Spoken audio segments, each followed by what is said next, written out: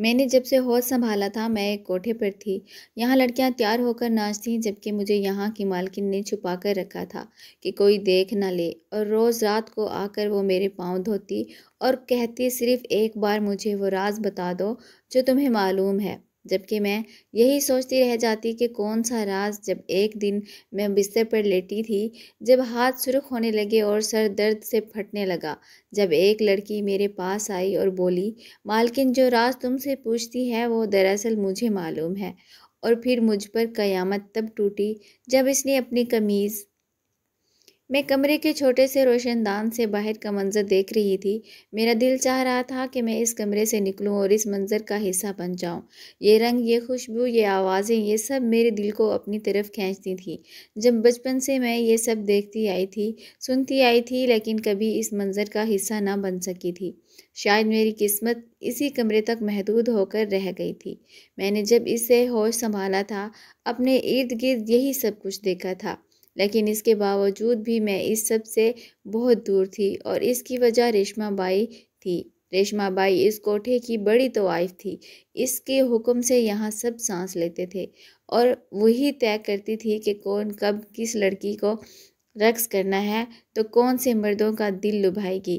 میں جب بھی یہاں موجود لڑکیوں کو رقص کرتے دیکھتی تو مجھے لگتا کہ میں ان سب سے اچھا کر سکتی ہوں۔ خوبصورتی ان سب سے کہیں زیادہ تھی۔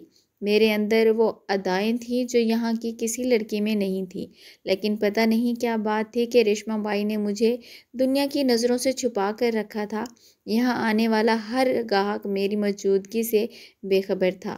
کافی دیر سے میں رقص کا یہ منظر دیکھ رہی تھی، اور جب میری برداشت سے باہر ہوا تو میں خود ہی اپنے کمرے میں جھومنے لگی۔ میرے پاؤں اتنی تیزی سے تھرک رہے تھے جیسے میں نے باقاعدہ رقص سیکھا ہو، جبکہ میں نے بالکل بھی رقص نہیں سیکھا تھا۔ اس کوٹھے کی ساری لڑکیوں کو رقص سیکھنے کے لیے ماسٹر صاحب تشریف لاتے تھے، لیکن ریشما بائی تو مجھے ان کے پاس بھی نہیں جانے دیتی تھی۔ جب میں ناچتے ناچتے تھک گئی تو گر پڑی۔ میری آنکھوں میں آنسو آ رہے تھے۔ میں اس تنہائی بھری زندگی سے تنگ آ چکی تھی۔ اب تو میرا دل چاہتا تھا کہ میں خود کو ہی لوگوں کے درمیان جاؤں اور بتاؤں کہ میں بھی ہوں، لیکن مجھے اس بات کی ہرگز بھی اجازت نہیں تھی۔ میرے کمرے کا دروازہ باہر سے بند ہوتا تھا۔ کچھ ہی دیر گزری تھی کہ کمرے کا دروازہ کھلا اور ریشما بائی اندر چلی آئی۔ آتے ہی اس نے میرے ماتھے پر چوم لیا اور کہنے لگی، گڑیا آج تو بتا دو، آخر کتنا انتظار کرواؤ گی؟ میں نے نفرت سے اسے دیکھا اور کہا، مجھے نہیں پتا تم کیا چاہتی ہو، تمہیں کیا جاننا ہے؟ مجھے نہیں معلوم، میرے پاس تمہیں بتانے کو کچھ نہیں ہے۔ میری ساری زندگی تمہارے سامنے گزری ہے، پتہ نہیں کیوں پھر تم اپنے سوالوں سے مجھے پریشان کرتی ہو۔ مجھے باہر جانا ہے، لوگوں سے ملنا ہے۔ کب تک میں اس طرح کی زندگی گزاروں گی؟ ریشما بائی نے میرے پاؤں پکڑ لیے اور اپنی گود میں رکھ کر میرے پاؤں پر ہاتھ پھیرنے لگی۔ مجھے پیار سے پچکارتے ہوئے کہنے لگی، میں تیری بہت خدمت کروں گی، ساری زندگی تیری غلام بن کر رہوں گی۔ بس تجھ سے ایک بات ہی تو پوچھ رہی ہوں، کیوں نہیں بتاتی؟ دیکھ، میرے بعد تو اس کوٹھے کی مالکن تک بن سکتی ہے۔ میں تو تیرے پاؤں دھو کر پینے کو بھی تیار ہوں، مگر تجھے خود اپنے آپ پر رحم نہیں آتا تو میں کیا تجھ پر رحم کھاؤں گی؟ میں نے غصے سے اپنے پاؤں ریشما بائی کے ہاتھوں سے آزاد کروائے اور کہا، نہیں معلوم مجھے کچھ بھی، کتنی بار یہی بات دہراؤں؟ تم بہری ہو یا پاگل ہو؟ سمجھ نہیں آتا تمہیں؟ میری بات سن کر ریشما بائی نے ایک عجیب سی نظر مجھ پر ڈالی اور کہنے لگی، تو بھی اپنی ماں کی طرح ضدی ہے۔ تیری ماں بھی یہ راز اپنے سینے میں لے چلی اور تو بھی نہیں بتانا چاہتی۔ میں جانتی ہوں تجھے سب معلوم ہے، تیری ماں جاتے جاتے تجھے ہر راز دے کر گئی ہے، اسی لیے زیادہ بھولی بننے کی ضرورت نہیں ہے۔ ریشما بائی نے نفرت سے میرے چہرے پر تھوکا اور کمرے سے نکل گئی۔ میں جانتی تھی اب وہ 2 راتوں سے پہلے نہیں آئے گی، اور آئے گی تو پھر یہی سوال پوچھے گی کہ میں 10 سال کی تھی جب میری ماں اس کوٹھے پر ناچتی ناچتی ایڈز جیسی بیماری کا شکار ہو کر مر گئی تھی، لیکن وہ مجھے کچھ بھی نہیں بتا کر گئی تھی، نہ کوئی راز، نہ کوئی بات۔ میں تو اس آخری وقت میں بات تک نہیں کر سکی تھی، مگر پتہ نہیں ریشما بائی کو کس نے کہہ دیا تھا کہ میرے پاس کوئی راز ہے۔ وہ کس راز کی بارے میں پوچھ رہی تھی، مجھے تو یہ نہیں معلوم تھا۔ میں تنگ آ چکی تھی۔ وہ کبھی پیار سے بات کرتی تو کبھی نفرت سے تھوک دیتی، کبھی مار پیٹ پر اتر آتی تو کبھی میرے لاڑ اٹھانے لگتی۔ بس اسے کسی بھی قیمت پر وہ راز چاہیے تھا۔ ریشما بائی چلی گئی تھی اور میں ایک دفعہ پھر اسی تاریخ کمرے میں رہ گئی تھی جہاں میری ماں نے سسک سسک کر دم توڑا تھا۔ میرا باپ کون تھا مجھے نہیں معلوم تھا، لیکن میری ماں بہت ہی اچھی عورت تھی۔ اسے حالات نے یہاں پہنچایا تھا اور حالات سے لڑتے لڑتے ہی وہ قبر میں چلی گئی تھی۔ جاتے جاتے وہ مجھ سے کہہ گئی تھی کہ جو گناہوں بھری زندگی میں نے گزاری ہے، میں چاہتی ہوں کبھی اس کا سایہ بھی تجھ پر نہ پڑے۔ جب تک میری ماں زندہ تھی اس نے سب سے لڑ بھڑ کر مجھے اس کوٹھے کی رنگینیوں سے بچا کر رکھا تھا۔ اس وقت ریشما بائی ہر وقت اماں کو ڈراتی اور مجھے یہاں سے لے جانے کی کوشش کرتی۔ وہ اماں سے یہی کہتی کہ تیری بیٹی سونے کی چڑیا ہے اور یہ چڑیا مجھے لاکھوں روپے کی قیمت دلوائے گی۔ اماں ہر بار سامنے آ جاتی اور ریشما بائی سے کہتی کہ اگر میری بیٹی کو ہاتھ بھی لگایا تو میں تمہاری جان لے لوں گی۔ جس دن اماں کا انتقال ہوا مجھے لگا میرے سر سے کسی نے چھت چھین لی ہو۔ مجھے خوف آنے لگا کہ اب ریشما بائی میرے ساتھ کیا کرے گی۔ مجھے یقین تھا کہ وہ میرے پاس آئے گی، مجھے ہاتھ پکڑے ہوئے کھینچ کر لے جائے گی اور کسی گاہک کے آگے پھینک دے گی۔ لیکن حیرت تو مجھے اس وقت ہوئی جب ریشما بائی نے ایسا کچھ بھی نہیں کیا۔ پتہ نہیں اماں کے مرنے کے بعد ایسا کیا ہوا تھا کہ ریشما بائی نے ایک دفعہ بھی مجھے اس کمرے سے نہیں نکالا تھا۔ وہ تو کسی راز کی کھوج میں پڑ گئی تھی، وہ راز جو میری ماں کو معلوم تھا اور ریشما بائی کو لگتا تھا کہ اب وہ راز مجھے معلوم ہے۔ میری ماں کو مرے اب 7 سال ہونے والے تھے، میں 17 سال کی ہو رہی تھی اور اب تک اسی ایک کمرے میں تھی۔ گزرے 7 سالوں میں کچھ بھی نہیں بدلا تھا، نہ میری تنہائی اور نہ ریشما بائی کے سوالات۔ کئی دفعہ میں نے یہی سے بھاگنے کی کوشش کی تھی، لیکن اس کوٹھے کی اونچی دیواروں کو پھلانگنا ہم جیسی معصوم لڑکیوں کی بس کی بات نہیں تھی۔ یہاں پر ہر طرف ریشما بائی کے آدمی لگے ہوئے تھے جو ہم لڑکیوں پر کڑی نظر رکھتے تھے۔ اور پھر جب ریشما بائی کو پتہ چلا کہ میں یہاں سے بھاگنا چاہتی ہوں تو اس نے مزید مجھ پر کئی پہرے دار بٹھا دیے تھے۔ اس دن کے بعد سے میرا سانس لینا بھی مشکل ہو گیا تھا۔ 2 دن اور گزرے اور پھر ریشما بائی میرے کمرے میں آ گئی، میرے پاؤں کو خود پانی سے دھونے لگی اور پھر مجھے پازیب پہناتے ہوئے کہنے لگی، دیکھو یہ تمہاری پیروں پر کتنی جچتی ہے۔ سوچو اگر میں گھنگرو باندھ کر تمہیں رقص کرنے دوں گی تو کیسی محفل بندھے گی، یہاں آنے والا ہر گاہک تمہارا دیوانہ ہو جائے گا۔ کیا تم نہیں چاہتی ہو کہ تمہاری بھاری قیمت لگے، اس کوٹھے میں تمہاری خاص حیثیت ہو، میرے بعد تم مالکن بنو؟ میں اپنی بڑی بڑی آنکھوں سے اسے دیکھنے لگی۔ میں اچھی طرح جانتی تھی اب اس کی اگلی بات کیا ہوگی، اور وہی ہوا۔ ریشما بائی نے پھر وہی بات دہرائی اور کہنے لگی، بس ایک بار بتا دو تمہاری ماں نے مرنے سے پہلے تمہیں کیا بتایا تھا؟ اب کی بار تو میں نے ریشما بائی کے منہ پر تھوک دیا اور کہا، نہیں معلوم مجھے کچھ بھی، اور اگر پتہ ہوتا بھی تو میں تمہیں کچھ نہ بتاتی۔ پتہ نہیں کیوں میں غصے میں ایسا کہہ گئی تھی جس کی وجہ سے وہ بھی بفر گئی۔ اس نے میرے منہ پر 2 تھپڑ مارے تھے، میرا سر جا کر ٹیبل کے کنارے سے ٹکرایا تھا، اس کی آنکھوں سے شعلے اگل رہی تھیں۔ اس کا بس چلتا تو وہ میری جان لے لیتی، لیکن شاید وہ راز اتنا قیمتی تھا کہ اتنا کچھ ہونے کے باوجود بھی وہ میری جان نہیں لے سکتی تھی۔ ریشما بائی مجھے بند کر کے گئی تو میں بستر پر لیٹ گئی، میرے سر سے خون بہہ رہا تھا، لیکن تکلیف کا احساس بالکل بھی نہیں تھا۔ شاید میں اس تکلیف کی عادی ہو گئی تھی۔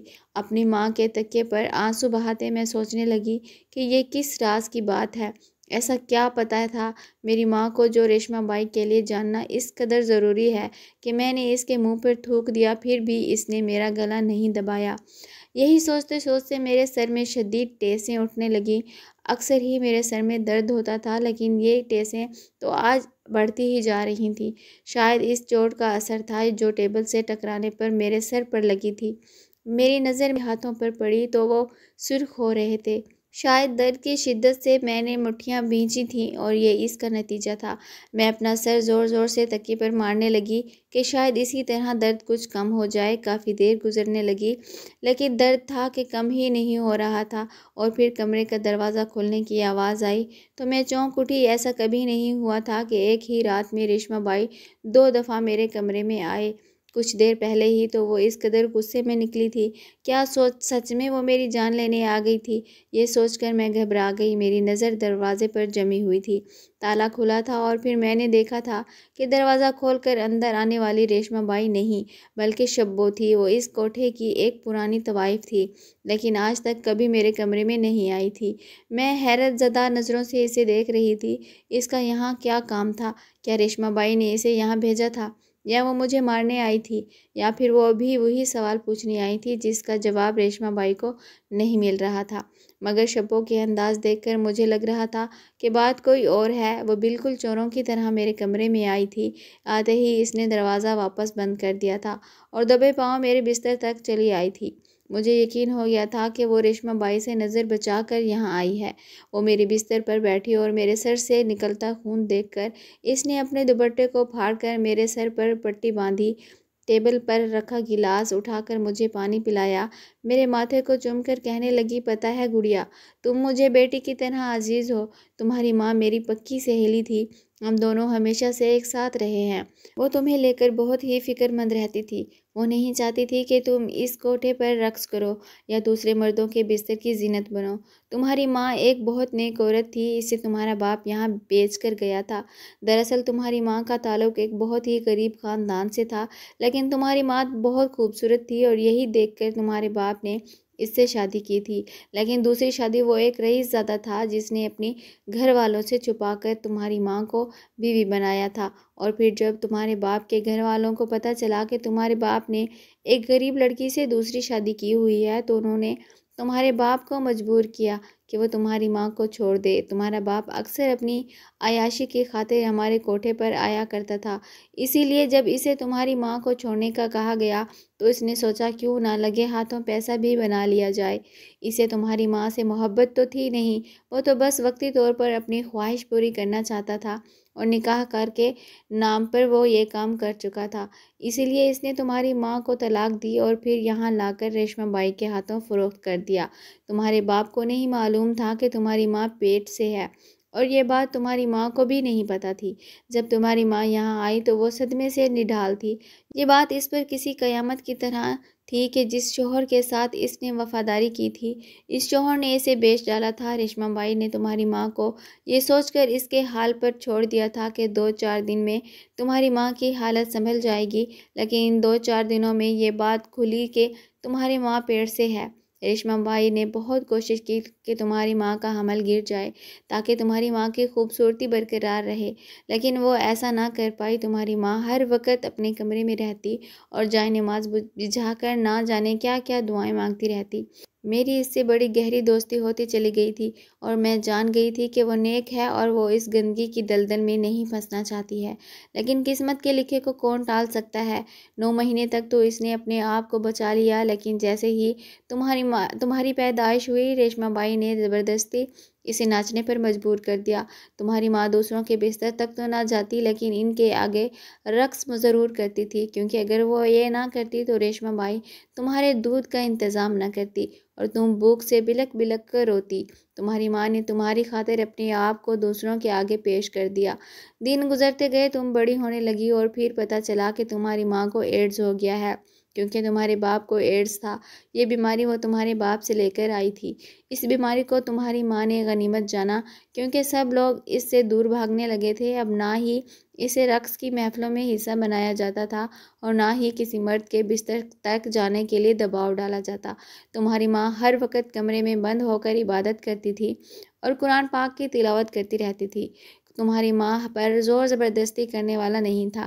ریشمہ بائی تو خود اس سے میلوں دور بھاگتی تھی، اور پھر ریشمہ بائی کو ایک دن پتہ چلا کہ تمہاری ماں کے پاس وہ راز ہے جس کی وجہ سے اس کو کوٹھے پر بہت نقصان پہنچ رہا ہے۔ ریشمہ بائی نے کئی دفعہ تمہاری ماں سے کہا کہ وہ راز مجھے دے دو، لیکن تمہاری ماں نے کبھی زبان نہ کھولی، یہاں تک کہ وہ اس دنیا سے چلی گئی اور جاتے جاتے وہ راز میرے حوالے کر گئی۔ اسے اتنی مہلت نہ ملی تھی کہ وہ تمہیں کچھ بتا پاتی، لیکن یہ بات ریشمہ بائی کو نہیں پتہ چل سکی۔ اسے یہی لگا کہ تمہاری ماں نے مرنے سے پہلے ساری حقیقت تمہیں بتائی ہے، اسی لیے وہ تمہارے پیچھے پڑ گئی، لیکن یہی بات تمہارے حق میں بہتر تھی کہ ریشما بائی کو یہی لگے کہ وہ راز تمہارے پاس ہے، اسی لیے میں نے زبان نہ کھولی، کیونکہ جب تک تم اسے راز نہیں دو گی وہ تمہیں کوئی نقصان نہیں پہنچائے گی، تمہیں کسی گاہک کے حوالے نہیں کرے گی، نہ ہی رقص کے لیے مجبور کرے گی، بلکہ ہتھیلی کا چھالا بنا کر رکھے گی۔ وہ راز میرے پاس ہے گڑیا، جس کے لیے تم سالوں سے روتی آئی ہو، جس کی وجہ سے تم اس کمرے میں بند ہو، اور جس راز کو جاننے کے لیے ریشما بائی تمہارے پاؤں تک دھو کر پینے کو تیار ہے۔ یہ کہہ کر شبو نے جیسے ہی اپنی قمیض اٹھائی تو میری آنکھیں حیرت سے کھل گئیں۔ میں نے غیر یقینی سے شبو کو دیکھا اور کہا، یہ کیا ہے؟ کیا اس کے لیے ریشما بائی اس قدر پاگل ہے؟ اور تم نے یہ بات اتنے سالوں سے مجھے کیوں نہیں بتائی؟ شبو ہنسنے لگی اور کہنے لگی، مجھے صحیح وقت کا انتظار تھا، اور اب وہ وقت آ چکا ہے، کیونکہ اب ہمیں اس راز کا استعمال کرنا ہے۔ تم نے ریشما بائی کے منہ پر تھوکا ہے، اور یہ بات اسے کسی طرح برداشت نہیں ہے۔ اب تک وہ جیسے تیسے تمہیں جھیل رہی تھی، لیکن اب وہ تم سے انتقام ضرور لے گی۔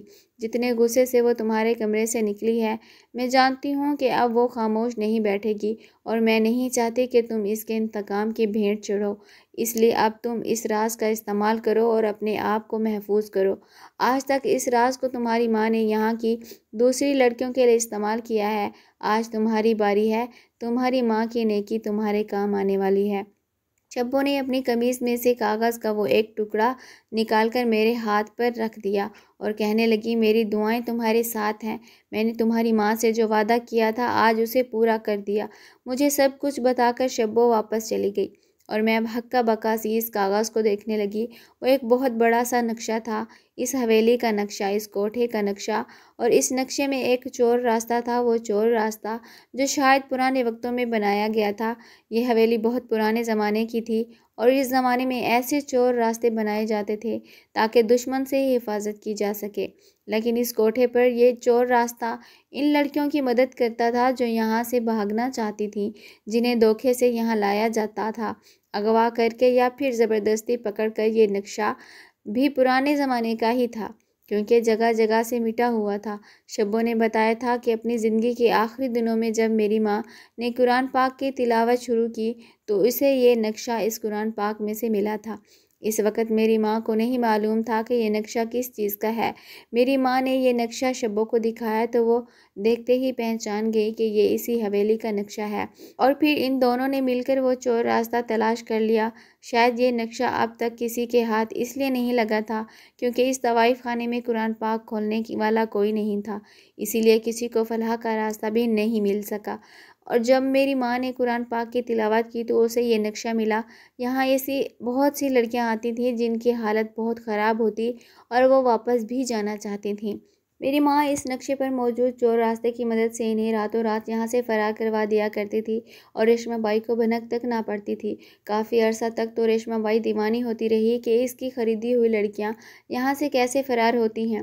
اس نے پہرے تک سخت کروا دیے تھے، لیکن اس کے باوجود بھی میری ماں ان لڑکیوں کو نکلوا کر دم لیتی، اور یہ سب میری ماں کی وجہ سے ہو رہا تھا۔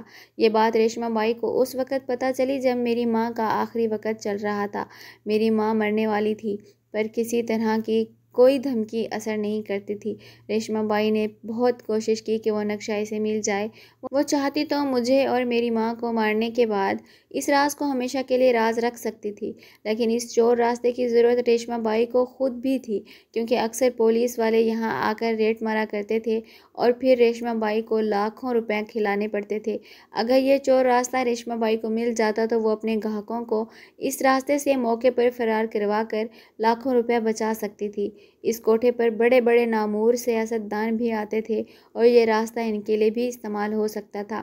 اس راستے کا پتہ چلنا ریشما بائی کو لاکھوں روپے کا فائدہ پہنچا سکتا تھا، اس لیے اس نے میری جان نہیں لی تھی بلکہ میرے پاؤں دھو کر پینے لگی تھی۔ اب یہ نقشہ میرے ہاتھ لگا تھا اور مجھے اس کا فائدہ اٹھانا تھا۔ مجھے اس گندگی کے ڈھیر سے نکلنا تھا، اور کچھ ہی دیر میں مجھے سمجھ آ گیا تھا کہ یہاں سے باہر جانے کا راستہ میرے ہی کمرے سے ہے۔ جس شیلف میں اماں کے قرآن شریف اور جائے نماز رکھی تھی، اسی شیلف میں سے ایک خفیہ دروازہ کھلتا تھا، اور وہ دروازہ ایک سرنگ نما راستے سے ہو کر اس حویلی سے بہت دور ایک سڑک کی طرف جا کر جھاڑیوں کے بیچ نکلتا تھا۔ میں نے اس نقشے کو واپس قرآن شریف میں رکھ دیا کہ جو کوئی فلاح پانا چاہے گا وہ اپنے لیے خود راستہ تلاش کر لے گا، اور خود اس نقشے پر بنے راستے کے ذریعے اس حویلی سے باہر نکل آئی تھی۔ یہ حویلی شہر سے کافی دور جا کر تھی، اس لیے جس راستے نے مجھے باہر نکالا تھا وہ ایک سنسان سا جنگل نما علاقہ تھا۔ سالوں میں نے ایک ہی کمرے میں گزارے تھے اور سالوں بعد جب باہر نکلی تو ایک جنگل جیسی جگہ پر تھی۔ کچھ سمجھ نہیں آ رہا تھا کیا کروں، کہاں جاؤں۔ بڑی مشکل سے میں روڈ تک پہنچی تھی اور پھر ایک ٹرک والے نے مجھے لفٹ دے دی۔ وہ جاننا چاہتا تھا کہ مجھے کہاں جانا ہے، لیکن مجھے خود بھی منزل کی خبر نہیں تھی۔ میری حالت دیکھتے ہوئے وہ مجھے اپنے ساتھ اپنے گاؤں لے گیا۔ مجھے پتہ چلا کہ یہ گوجرانوالہ کا کوئی گاؤں ہے۔ لوگ بہت ہی ملنسار اور خوش اخلاق تھے۔ کسی نے نہ پوچھا کہ میں کون ہوں، کہاں سے آئی ہوں۔ سب نے بس مجھے اپنا مہمان بنا لیا۔ جب مجھے یہاں 2-4 دن گزرے گئے تو میں نے اس ٹرک والے کی بیوی کو اپنی حقیقت کہہ سنائی۔ جب اسے پتہ چلا کہ میرے آگے پیچھے کوئی نہیں ہے اور میں کہاں سے آئی ہوں تو اس نے میرے سر پر ہاتھ رکھ دیا اور کہنے لگی کہ آج میں تمہاری بہن ہوں اور تم یہاں رہ سکتی ہو۔ اس گاؤں کا وڈیرا ایک بہت بڑا سیاست دان تھا اور بہت نیک انسان تھا۔ اس ٹرک والے نے ساری بات جا کر اپنے وڈیرے سائیں کو بتائی تو انہوں نے یقین دلایا کہ وہ ریشمہ بائی کے خلاف کارروائی ضرور کریں گے اور انسانی خرید و فروخت کے خلاف آواز اٹھائیں گے، اور انہوں نے ایسا کیا بھی۔ ریشمہ بائی کے خلاف FIR بھی درج کروائی اور مجھے گواہ بھی بنایا، لیکن یہاں قانون کی گرفت اتنی مضبوط نہیں ہے۔ کچھ دن حوالات کی ہوا کھانے کے بعد ریشمہ بائی پھر دوبارہ اپنے کوٹھے پر پہنچ گئی تھی اور پہلے سے زیادہ مضبوط ہو گئی تھی۔ مگر میں کبھی کبھی سوچتی ہوں کہ جس انسان کو فلاح پانا ہو اسے فلاح مل سکتی ہے۔ اگر کوٹھے پر آنے والی لڑکیاں اپنی حالت پر اللہ سے رجوع کریں گی اور قرآن پاک کھولیں گی تو انہیں اس کوٹھے سے نکلنے کا راستہ خود بخود مل جائے گا۔ میں نے اب اس معاملہ کو اللہ اور اس کے بندوں پر چھوڑ دیا ہے۔ بس میں نے ایک بات سیکھ لی ہے کہ مشکل وقت میں بھی اگر انسان اللہ کو پکارے تو مدد وہاں سے ملتی ہے جہاں سے انسان گمان بھی نہیں کر سکتا۔ جہاں میں نے اس معاشرے کا اتنا برا روپ دیکھا تھا، وہیں ٹرک ڈرائیور اور اس کی بیوی کا ایک خوبصورت روپ بھی دیکھا تھا۔ اگر پاکستان میں ریشمہ بائی جیسی عورتیں ہیں تو ٹرک ڈرائیور کی بیوی جیسی عورتیں بھی ہیں، جو بنا کسی غرض کے دوسروں کی مدد کرتی ہیں اور انہیں سینے سے لگاتی ہیں۔ میں صرف برائی کو ہی بیان نہیں کروں گی بلکہ جو اچھائی میں نے دیکھی ہے اسے بھی بتاؤں گی، کیونکہ یہ اچھائی میرے ہی ملک میں ہے۔ آپ کا کیا خیال ہے؟ کیا میں نے اس نقشے کو وہیں چھوڑ کر ٹھیک کیا؟ کیا کبھی کوئی لڑکی کوٹھے کی زندگی سے تنگ آ کر قرآن پاک کھولے گی اور اس نقشے سے مدد لے گی؟ کیا ہمارے ملک میں ایسی طوائفوں کے لیے کوئی قانون نہیں ہے جو معصوم لڑکیوں کی خرید و فروخت کرتی ہیں؟ کیا واقعی ہمارے ملک میں قانون سب کے لیے یکساں ہے؟ اس کا جواب آپ لوگوں کو بھی معلوم ہے اور مجھے بھی، لیکن میں چاہتی ہوں کہ قانون کی گرفت اتنی مضبوط ہو کہ پھر کوئی کسی کی بیٹی کو بیچنے کی جرات نہ کر سکے۔ پیارے ناظرین، السلام علیکم۔ امید کرتی ہوں آپ کو سٹوری پسند آئی ہوگی۔ ویڈیو کو لائک اور ہمارے چینل لولی اینجل کو لازمی سبسکرائب کریں۔ شکریہ۔